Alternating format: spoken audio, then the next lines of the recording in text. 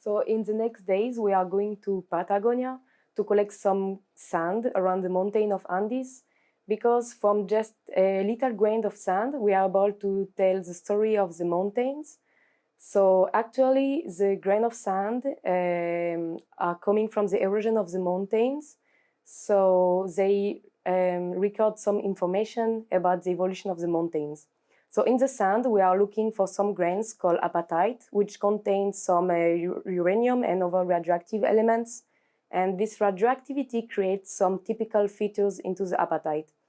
So what we are doing, we are analyzing these different kind of features to understand what is the source of the rock, what is the source of the sand, and also to understand the different stage of the evolution of the mountain.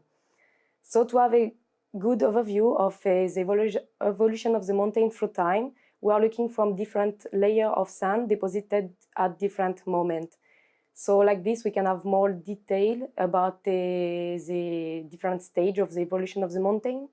And by looking these different layers, the amount of sand deposited, we are able to give information about the amount of erosion and also the velocity of erosion in the chain.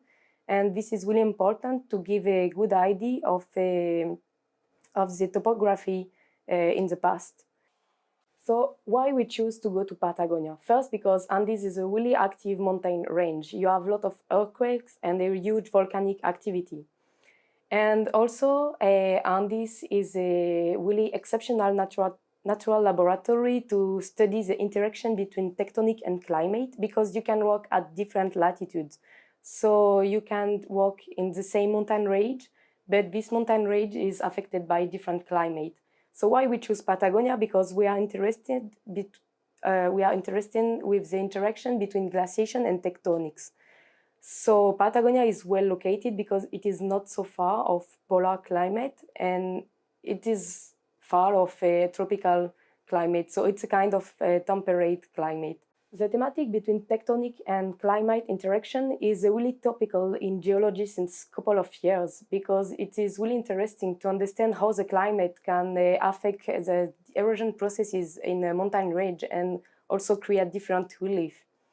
So why we choose especially Patagonia? So first, because it is well located, but then because this area is less documented than other area in Andes, because this area is still wild. There is no many cities, no many roads, so it's really complicated to get an access to the outcrop, and many areas are completely lost. It's almost impossible to go.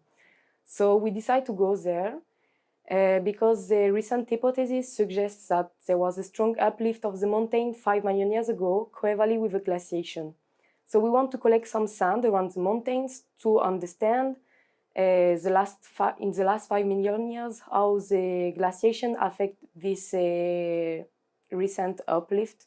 So for me, it will be the second time in Patagonia, because I was there last year to collect some sand in the foreland. So the foreland, it's far of the chain in the Argentinian side, and Argentinian side is really flat, so it was really complicated to find samples. We found some samples, especially along river, where the rivers inside the landscape. So it was really amazing because this place is completely flat. You have thousands of kilometers completely flat, and we were sleeping in really small hotels, loose in the nature.